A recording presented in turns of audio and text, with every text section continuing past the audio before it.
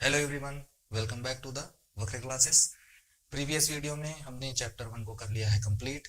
अब आ गए हम एक नए चैप्टर की ओर जिसका टाइटल आपको दिख रहा होगा, आपने थंबनेल में भी देख ही लिया होगा। क्या पढ़ना है हमको? Linear equation in two variables. ठीक है, इस चैप्टर को आपने पहले 9th में भी पढ़ा होगा, है ना। 9th में इसको पढ़ के आया होगा, बेसिक नॉलेज आपको होगा ही। नहीं भी होगा तो आज ये कॉन्सेप्ट वीडियो है, हम आज थोड़ा सा इसके कॉन्सेप्ट को समझेंगे और आज से ही वीडियो स्टार्ट होगी और धीरे धीरे एक्सरसाइज की भी वीडियो मिलती रहेगी आपको। आज हम पढ़ेंगे इसके कॉन्सेप्ट को। चलिए कॉन्सेप्ट देख लेते हैं। यहाँ पे लिखा हुआ linear equation in two variables. हमको क्या पढ़ना है? लीनियर इक्वेशन पढ़ना है। किसमें? इन टू वेरिएबल्स में। चलिए थोड़े थोड़े बात कर लेते हैं। सबसे पहली बात कर लेते हैं हम कि वेरिएबल क्या होते हैं। पता तो होना चाहिए, है ना, कि वेरिएबल्स होते क्या हैं। आखिर वेरिएबल क्या चीज है? डाइज में क्या होता है कि हम सफल करते हैं। डाइज में कितने नंबर होते हैं? 6 नंबर होते हैं। 1 से लेके कहां तक होता है? काउंटिंग 6 तक होता है। ठीक है, अब उस डाइस को हम क्या करते हैं? सफल करने के बाद हम फेंकते हैं। फेंकने के बाद हमको एक रैंडम नंबर मिलता है। क्या आपको हर बार पता रहता है कि नहीं इस बार 6 ही आएगा? हर बार क्या होता है? हमको एक रैंडम नंबर मिलते हैं। वही रैंडम नंबर क्या कहलाते हैं? वेरिएबल। कि इनकी वैल्यू क्या होती? फिक्स्ड नहीं होती। ठीक है, वेरिएबल कैसी होती है? They can change and never give fixed value. ठीक है, ये क्या करते हैं? ये हमेशा चेंज होते रहते हैं और हमेशा इनकी वैल्यू भी क्या होती है? बदलती रहती है। इसको हम यूज कर लेते हैं किन टर्म से? एक्स से, वाई से, जेड से। देखा होगा आपने बहुत जगह इनको यूज किए हैं, एक्स वाई एंड जेड को। ये क्या होते हैं? ये तीनों क्या है? वेरिएबल्स। जरूरी नहीं कि एक्स वाई जेड से ही वेरिएबल्स। अल्फाबेट में हम बहुत सारे अल्फाबेट्स को यूज करते हैं वेरिएबल के रूप में। समझ में आ गया? और एग्जांपल दे दूं वेरिएबल का। हम लोग क्या करते हैं? लॉटरी खोलते हैं। ठीक है, लॉटरी देखा होगा सबने, ऐसा एक लॉटरी लिया मान लो। नहीं लिया होगा, देखो खेलना बुरी बात है ना, लॉटरी खेलना बुरी बात है, वो सब मत खेलिएगा। लेकिन मैं एक एग्जांपल बता रहा हूँ। लॉटरी में यहाँ पे क्या होता है? देखिए यहाँ पे कुछ भी ऐसे ऐसे स्क्रैच होता है। ठीक है, यहाँ पे ये ढका हुआ होता है लॉटरी में। ठीक, अब इसको क्या करेंगे? आप खोलेंगे। खोलेंगे, आपको यहाँ 1 मिल जाएगा, 3 मिल जाएगा, 4 मिल जाएगा, 5 मिल जाएगा, 9, 8, 2, 1, ऐसे कुछ भी रैंडम नंबर मिलते जाएंगे। जो लॉटरी में हमको ये रैंडम नंबर्स मिलते जा रहे हैं, ये जो नंबर मिल रहे हैं, ठीक है, ये जो नंबर हमको मिल रहे हैं, क्या ये फिक्स थे? क्या ये हर बार फिक्स थे कि नहीं हर बार 1 आएगा, हर बार 3 आएगा, हर बार 4? ये तो फिक्स नहीं होते ना, ये चेंज होते रहते हैं। मान लो सोनू को ये लॉटरी नंबर मिला, है ना, और मोनू को दूसरा लॉटरी नंबर मिलेगा। मिलेगा कि नहीं मिलेगा? सोनू को मान लो 1 3 4 5 9 8 2 1 नंबर मिला, मोनू को मिल जाएगा 2 4 9 5 9 4 7 3 1। तो क्या ये दोनों की वैल्यू बदल रही है? अब लॉटरी दोनों एक ही कंपनी से लिया गया, ठीक है, किसी भी एक कंपनी से लिया गया, लक्ष्मी चिट फंड से लिया गया मान लिया हम।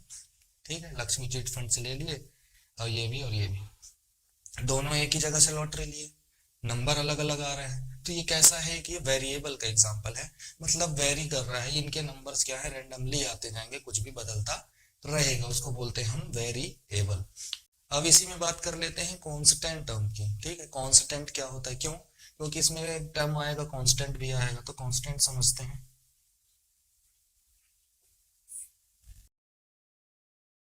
आइए अब कांस्टेंट को समझ लेते हैं। कांस्टेंट एक ऐसी वैल्यू है जिनको हम चेंज नहीं कर सकते।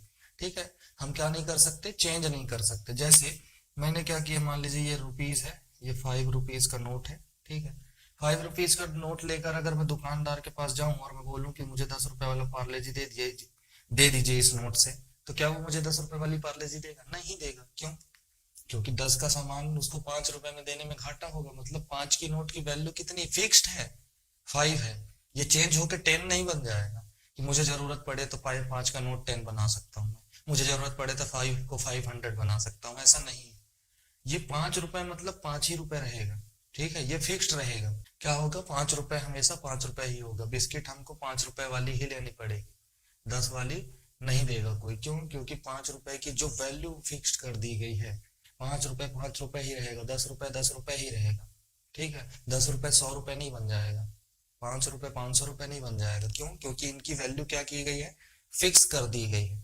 ना तो इससे कम होंगे ना इससे ज्यादा होंगे, दोनों को एक जगह पे लॉक करके रख दिया गया है। ऐसे को बोला जाता है कांस्टेंट, जिनकी वैल्यू ना बदले, ठीक है, जिनकी वैल्यू क्या ना हो, चेंज ना हो। हमने किसको किसको देख लिया, वेरिएबल देख लिया, कांस्टेंट देख लिया। अब बचा क्या हमारा यहाँ पे, इक्वेशन, ठीक है। क्या बच गया, इक्वेशन। तो इक्वेशन पता है सबको किसको बोला जाता है इक्वेशन। आखिर इक्वेशन बनाया क्यों जाता है, एक इक्वेशन करता क्या है पता है आपको। इक्वेशन का काम क्या होता है, कंपैरिजन करना। इक्वेशन में हमेशा हमको क्या दिखाई जाती है, बराबरी दिखाई जाती है। इक्वेशन में क्या दिखाई जाती है, बराबरी।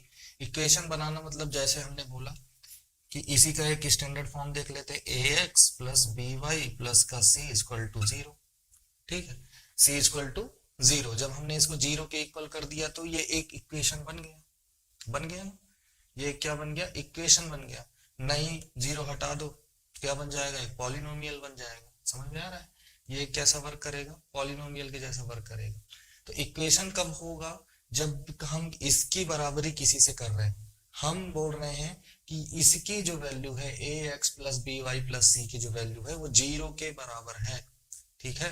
क्या कर रहे हैं, ये वैल्यू किसके बराबर है, जीरो के बराबर है। अब हमने इक्वेशन भी देख लिया, अब देख लेते हैं किसको, बचा हमारा लीनियर। लीनियर का क्या मतलब होता है, एक स्ट्रेट लाइन में, ठीक है। लीनियर को देख लेते हैं, लीनियर किसको कहा जाता है, जिसकी इसकी क्या होती है, हाईएस्ट डिग्री कितनी हो, 1 हो, ठीक है, जिसकी हाईएस्ट डिग्री क्या हो, 1 हो। जैसे 5x - 3 इक्वल टू 0 एक लीनियर इक्वेशन है या नहीं, बिल्कुल एक लीनियर इक्वेशन है। क्यों है, क्योंकि देखिए यहाँ पे जो हमारा वेरिएबल है, वेरिएबल क्या है, x है, ठीक है। ये वेरिएबल क्या है, यहाँ पे x है, और x की हाईएस्ट डिग्री कितनी है, 1 है। 1 है हाईएस्ट डिग्री, मतलब वो कौन सा इक्वेशन होगा, लीनियर इक्वेशन होगा। क्यों होगा, इक्वेशन भी क्यों बोल रहे हैं, क्योंकि इक्वल टू जीरो, मतलब कंपेयर किए हमने इसको किससे, जीरो से कंपेयर कर दिया। जीरो से कंपेरिजन हो गया, इसलिए ये क्या हो गया, एक इक्वेशन हो गया। जीरो से कंपेयर नहीं होता, हटा देते अगर जीरो, तो ये एक पॉलिनोमियल हो गया। डिफरेंस समझ में आ रहा है, रिलेट कर पा रहे हैं। 5x - 1 इक्वल टू 0 एक क्या है, लीनियर इक्वेशन है, ठीक है। लेकिन इसमें भी क्या है, लीनियर इक्वेशन है, लेकिन वन वेरिएबल का है। कैसा है ये, linear equation in one variable. क्यों, क्योंकि सिर्फ यहाँ मैंने एक ही वेरिएबल यूज किया है, वो वेरिएबल कौन सा है, x है, ठीक है। कौन सा है यहाँ पे वेरिएबल, x है। अगर यहीं पे मैं क्या करूँ, टू वेरिएबल्स यूज कर दूं, क्या कर दूं मैं, दो वेरिएबल यूज कर दूं, तो कैसा हो जाएगा, linear equation in two variables. अब एक बहुत ही ज्यादा इंपॉर्टेंट चीज बताने जा रहा हूं, जो हमारा लीनियर इक्वेशन होता है 5x - 1 इक्वल टू 0, जब हमने इसको लिखा, ठीक है, जब ये सिंगल वेरिएबल है, क्या है, जब ये सिंगल वेरिएबल है तो हमको इसके केवल एक ही सोल्यूशन मिलेंगे। देख लेते हैं, 5x - 1 को इधर भेजेंगे तो 1 हो जाएगा, एंड x इक्वल टू हो जाएगा 1/5। देख लीजिए, एक ही सोल्यूशन मिलेगा। जब आपके पास लीनियर इक्वेशन हो और एक ही वेरिएबल हो तो आपको एक ही सोल्यूशन मिलेगा, एक से ज्यादा सोल्यूशन नहीं मिलते, ठीक। समझ में आया या नहीं, फिर से समझा देना। देखिए 5x - 1 इक्वल टू 0 एक इक्वेशन था, कैसा इक्वेशन है, लीनियर इक्वेशन है। इस लीनियर इक्वेशन का नहीं, किसी भी लीनियर इक्वेशन का जिसमें क्या हो, सिंगल वेरिएबल, ठीक है, जिसमें वेरिएबल एक यूज हो रहा हो, जैसे x यूज हो रहा हो, y यूज हो रहा हो, उसका जब हम सोल्यूशन निकालेंगे तो हमको उसका एक ही सोल्यूशन फाइंड होगा। जैसे यहाँ पे देख पा रहे हैं 1/5, ठीक है, ये एक सोल्यूशन, इसके अलावा हमको और कोई सोल्यूशन नहीं मिलेंगे। तो अब आप, मेरा क्वेश्चन आपसे है कि क्या जब हम linear equation in two variables देखेंगे तो क्या उसमें भी एक सोल्यूशन मिलेगा या कितने सोल्यूशन मिलेंगे। हमने वन वेरिएबल की बात कर ली, अब देखते हैं टू वेरिएबल के, ठीक है। तो टू वेरिएबल का बेसिक जो फॉर्म होता है इक्वेशन लिखने का, वो होता है ax plus b y plus c equal to 0, ठीक है। ये क्या है, बेसिक फॉर्म है, स्टैंडर्ड फॉर्म है किसको लिखने का, टू वेरिएबल्स को, ठीक है। Linear equation in two variable को हम इस फॉर्म में लिखते हैं, ठीक, इस फॉर्म में क्या करते हैं, रिप्रेजेंट करते हैं, ठीक है। अब इस की बात कर रहे थे हमने वन वेरिएबल, मैंने आपको बताया कि जो वन वेरिएबल होता है उसमें हमको एक ही यूनिक सोल्यूशन मिलता है, ठीक है, एक सोल्यूशन मिलता है।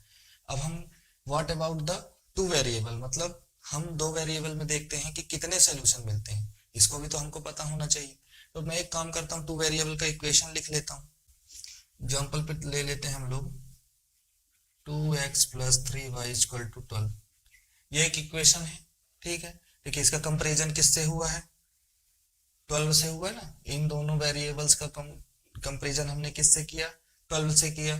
ठीक है, देखिए ये जो है हमारे x एंड y, ये x एंड y ये क्या है हमारे वेरिएबल है, लिख देता हूं x and y are variables and जो हमारे a b एंड c है, a b and c are real number. ठीक है, क्या होते हैं, x y आर वेरिएबल्स, मतलब इस बेसिक स्टैंडर्ड फॉर्म में हम जो देख रहे हैं x और y क्या है, एक वेरिएबल है, और जो a b c हमने यूज किया है ये एक क्या है, रियल नंबर है, वो कुछ भी हो सकता है। यहाँ हमको एक इक्वेशन लिख दिए, मतलब ये कह रहा है कि इस इक्वेशन में x की वैल्यू रखें और y की वैल्यू रखें और कंपैरिजन करेंगे तो 12 के बराबर होगा। किसके बराबर होगा, 12 के बराबर होगा। तो रख देते हैं, पहला केस देख लेते हैं, 2 into 3 plus 3 into 2 equal to 12, multiply करेंगे 6 प्लस 6 इक्वल टू 12, 6 हो जाएगा कितना, 12 इक्वल टू 12। देखिए हमको एक ही मिल गया, क्या मिल गया, मतलब x की वैल्यू 3 एंड y की वैल्यू 2, पहला ये मिल गया। 3,2 लिखने का मतलब क्या है, ये x एंड ये y। ठीक है, जब भी अगर मैं ऐसे लिखूं, मिटा दे रहा हूं, यहाँ लिख लेता हूँ, जब भी मैं लिखूं 3,2 तो कॉमा के रूप में अगर ब्रैकेट में लिखूं तो समझ जाना ये x है एंड ये है y। तो हमने देखा, केस फर्स्ट देख लेते हैं, केस फर्स्ट लिख लेते हैं। केस फर्स्ट में क्या हुआ, केस फर्स्ट में हमने x की वैल्यू 3 रखी और y की वैल्यू 2 रखी, तो हमको क्या मिल गया, दोनों इक्वेशन बराबर मिल गए, दिख रहा है 12 इक्वल टू 12 मिल गया ना। और क्या एक ही सोल्यूशन होगा, और सोल्यूशन नहीं हो सकते। ठीक है, क्या इतने ही सोल्यूशन होंगे, और सोल्यूशन नहीं हो सकते। और देखते हैं केस 2 भी देख लेते हैं। सेकंड में मैं क्या करता हूँ, 2x की जगह 6 रख दिया प्लस 3 की जगह 0 रख दूं। ठीक है, ये भी तो कर सकते हैं, है ना, ये भी तो किया जा सकता है। तो 6 2 जार कितना हो गया 12, 3 0 जार 0 इक्वल टू 12, फिर से यहाँ 12 इक्वल टू 12, ये भी तो बराबर आ रहा है। ठीक है, जब मैंने x इक्वल टू क्या लिया, 6 लिया और y इक्वल टू 0 लिया, तो भी देखिए इक्वेशन क्या हो रहा है, बैलेंस हो रहा है, बराबर हो रहा है। ठीक है, दोनों केस में क्या हो रहा है, इक्वेशन बराबर हो रहा है। एक सोल्यूशन हमको ये मिल गया, एक सोल्यूशन ये मिल गया।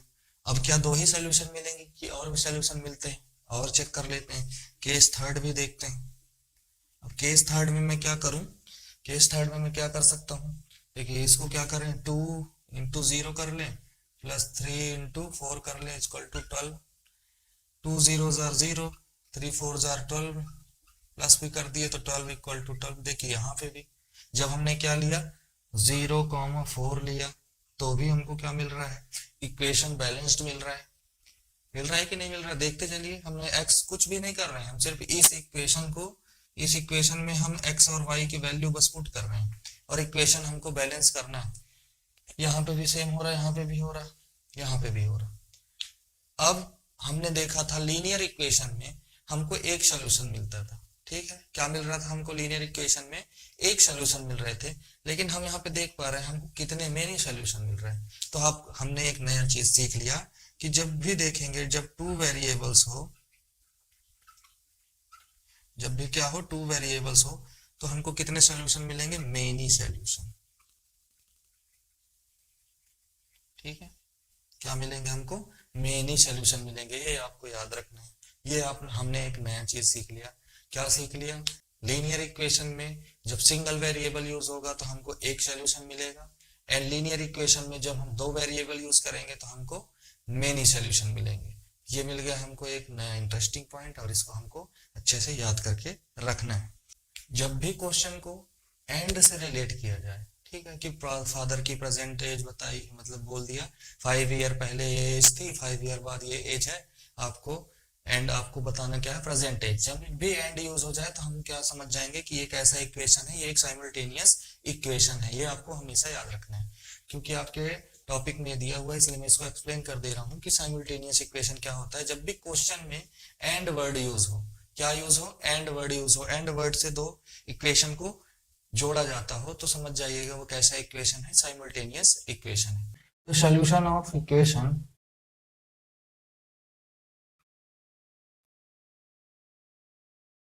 सोल्यूशन ऑफ इक्वेशन में हम बेसिकली दो मेथड देखेंगे, ठीक है। हम इसमें क्या करेंगे, दो मेथड देखेंगे। फर्स्ट जो देखेंगे हम अपना ग्राफिकल मेथड,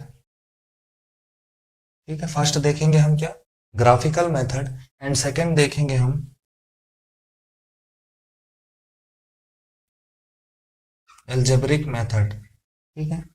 फर्स्ट हमने देखा क्या, ग्राफिकल मेथड, सेकंड देखा हमने एल्जेब्रिक मेथड। फर्स्ट देखा हमने ग्राफिकल मेथड, सेकंड देखा हमने एल्जेब्रिक मेथड। इसमें भी हम तीन टाइप के देखेंगे, इसमें तीन पार्ट्स डिवाइड हो जाते हैं एल्जेब्रिक मेथड में। कौन कौन से होता है, एक तो होता है सब्स्टिट्यूशन मेथड, एक होता है एलिमिनेशन मेथड, एंड एक होता है मल्टीप्लिकेशन मेथड।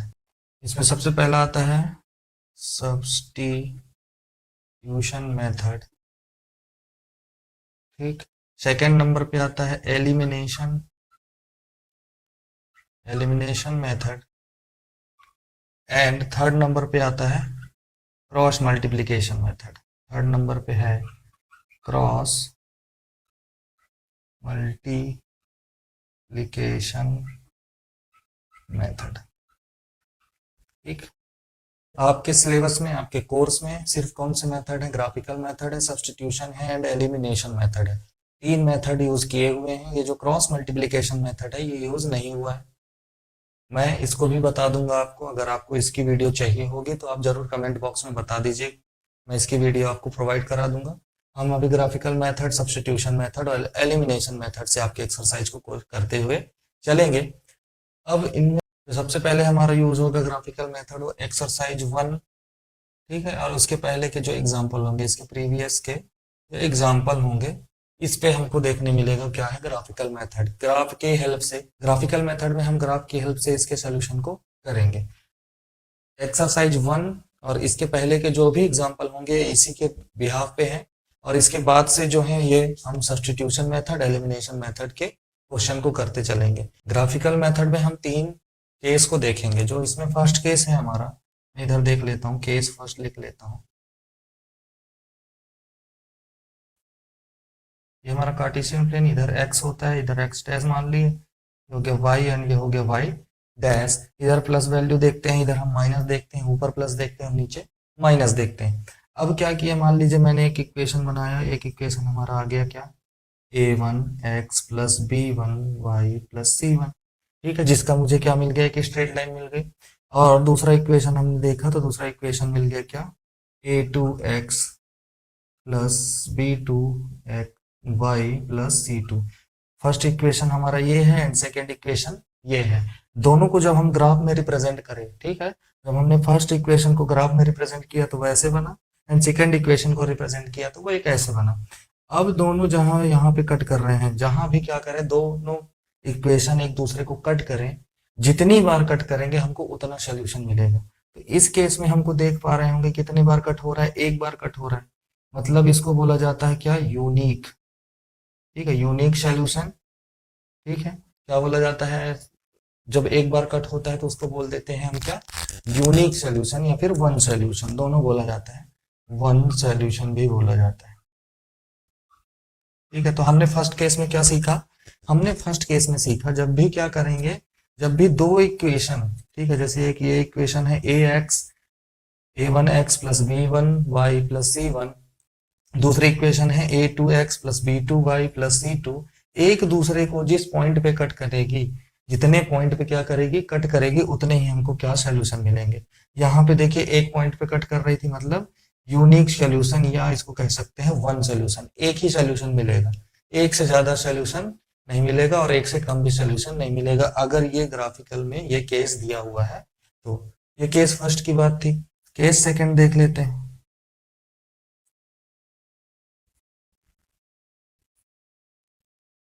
दूसरे केस में हमने देखा कि इक्वेशन की जो ग्राफ है वो ऐसी चली गई, ठीक है, और जो दूसरा इक्वेशन था उसकी भी ग्राफ कैसे चली गई, ऐसे पार हो गई। नाम दे देते हैं, ये हो जाएगा a1x plus b1y plus c1, ये हो जाएगा क्या, a2x plus b2y plus c2, ठीक है। दोनों इक्वेशन हमने देख लिया। ये केस कब का है, जब दोनों इक्वेशन क्या हो, दोनों इक्वेशन के जब ग्राफ क्या हो, पैरेलल, देख भी सकते हैं आप, दोनों लाइन कैसी दिख रही है, पैरेलल लाइन दिख रही है। जब भी पैरेलल लाइन दिखेगा तो हमको समझ जाना है कि यहाँ पे नो सॉल्यूशन होगा। ठीक है, क्या मिलेगा हमको? नो सॉल्यूशन, कोई भी सॉल्यूशन यहाँ पे नहीं मिलने वाला।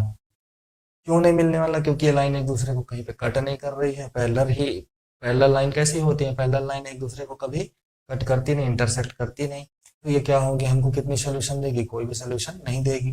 तो यहाँ मिलता है क्या हमको? No solution.